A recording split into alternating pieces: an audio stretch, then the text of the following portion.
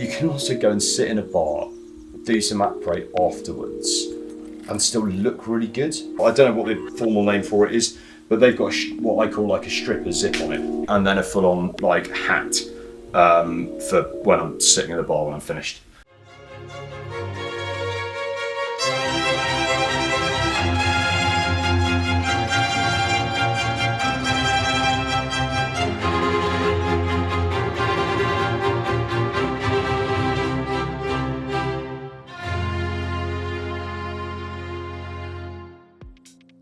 So today we're packing for a couple of trips. I'm off to Italy and then Sweden next week. And today we're going to take you through some of the kit I use, both for Alpine touring and for Nordic backcountry skiing.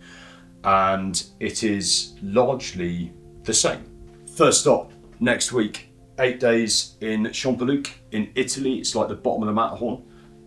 Really sick ski touring out there. We're basically just doing like proper alpine ski touring. So it's this Dynafit ski test before the Winter Olympics, where they are going to be showcasing ski mountaineering for the first time ever.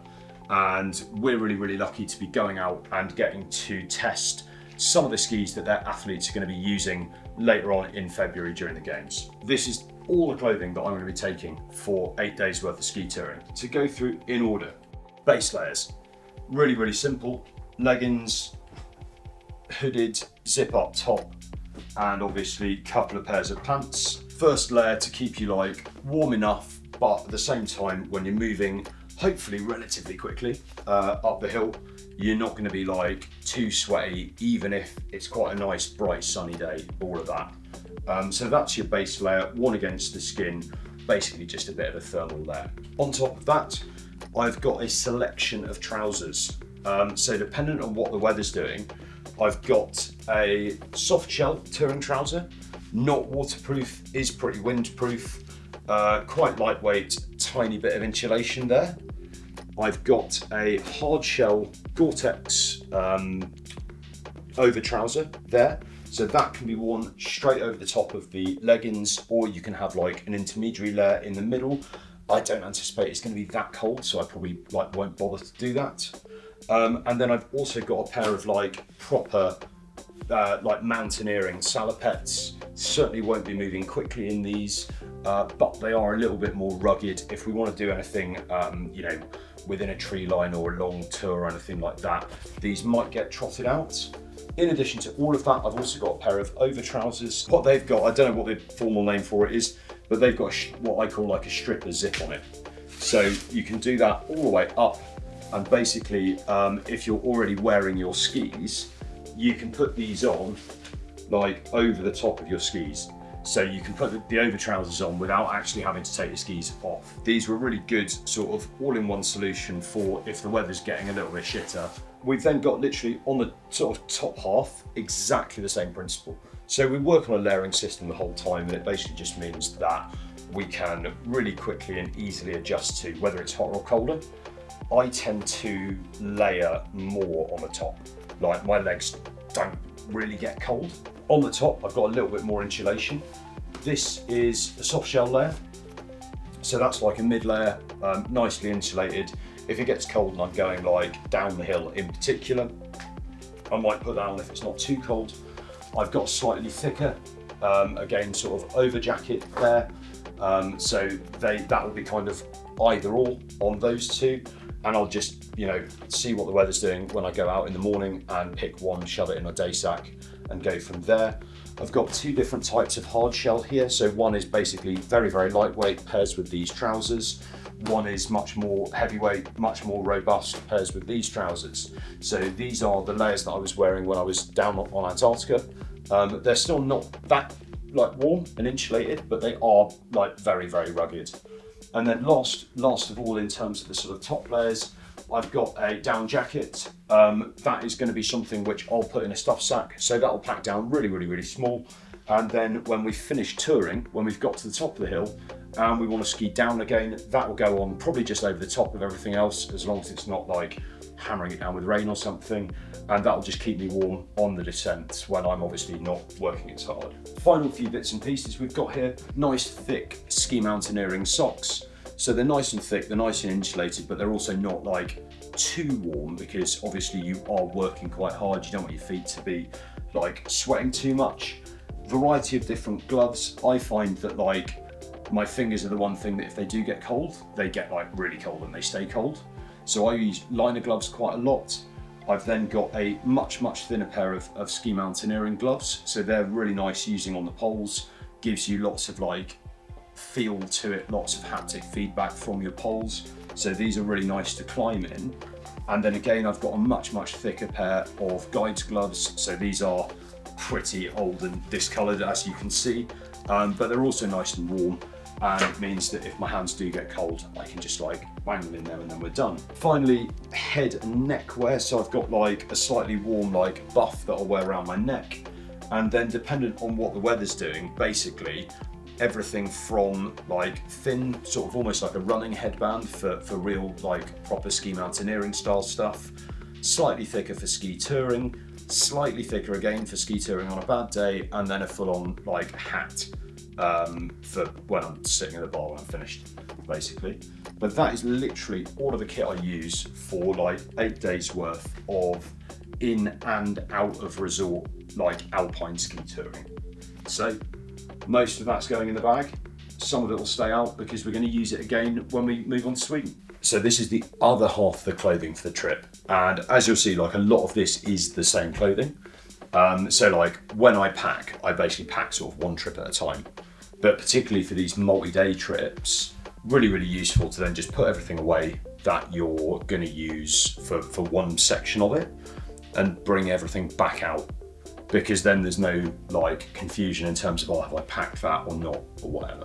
This trip's a little bit different. This is a very demanding trip. So what we're looking at doing is we're doing a 4-day, looking to set a fastest known time on a bit of trail in Sweden that's never been like skied continuously before. We're going to be supported by a vehicle, so we're not necessarily going to be carrying all of this with us at the same time.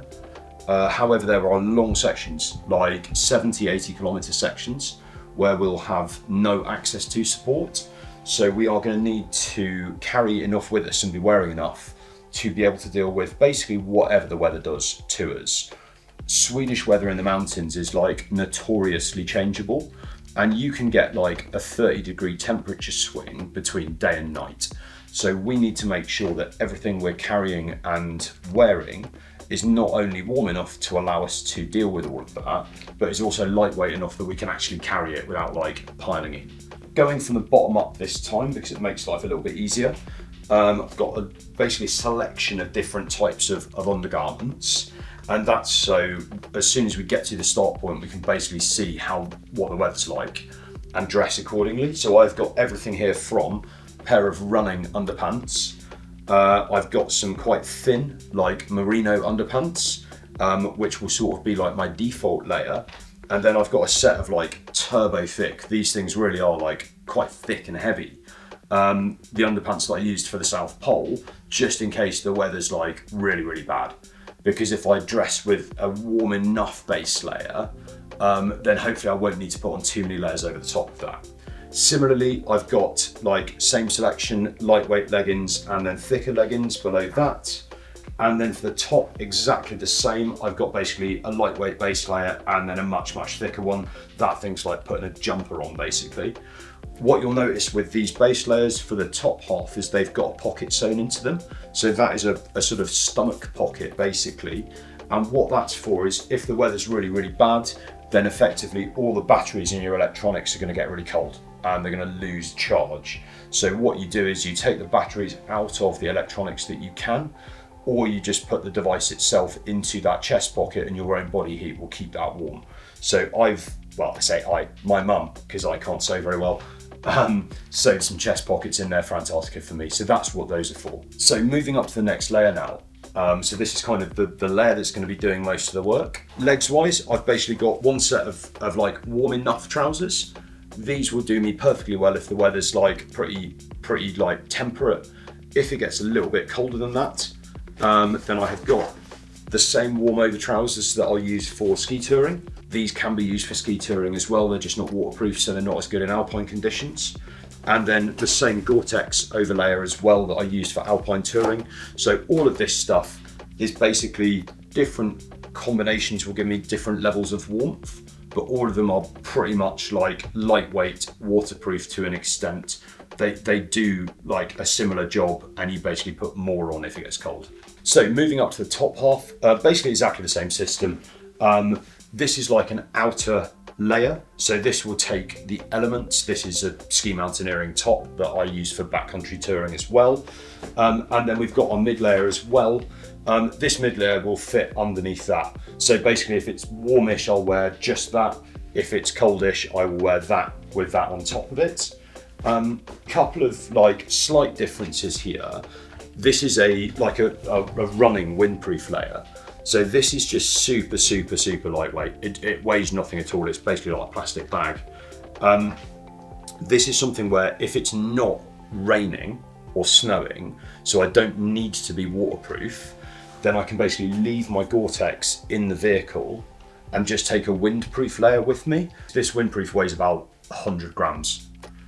That weighs about 300 grams more.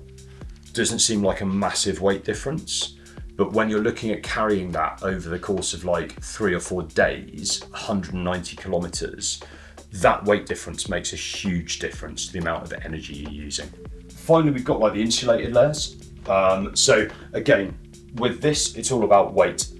And with the insulated layers, a little bit of safety in there as well. Like in the event of an emergency, if you can't move, you're basically going to put all of your warmers kit on, get in a survival bag and wait for mountain rescue. That's kind of all you can do. Having said that, not always going to be using it just because it's an emergency. It could just be cold. Sweden gets dark quite early and is dark for quite a long time. And obviously when the sun's not out, it's pretty chilly. This is like a down gilet. So it kind of stops at the arms. Like if it's cold but not absolutely Baltic, and particularly if you're still moving, might look to put this on just to give you a little bit of heat retention. In extremis, again, we've got a down jacket. That's something which I'll be carrying with me the entire time for safety more than for warmth, if I'm honest. But that packs down super small, doesn't actually weigh a huge amount. It's just a bit cumbersome to skiing. And like if you ski in a down jacket, if you've tried it before, like particularly when you're skiing through like deep powder snow, you will overheat really fast in one of them. So unless it gets like super chilly, sort of talking like -30, you're unlikely to want to put that on. So the gilet is probably a better option. Finally, when it comes to like your peripherals, like hands and feet, because we've got these massive temperature variations up in Sweden, we need to be like pretty careful about this. So for me, in terms of like the order that I put them on, I like doing long distance events in compression socks. I find that particularly with my injury, but actually just in general terms, it helps everything like hold itself together.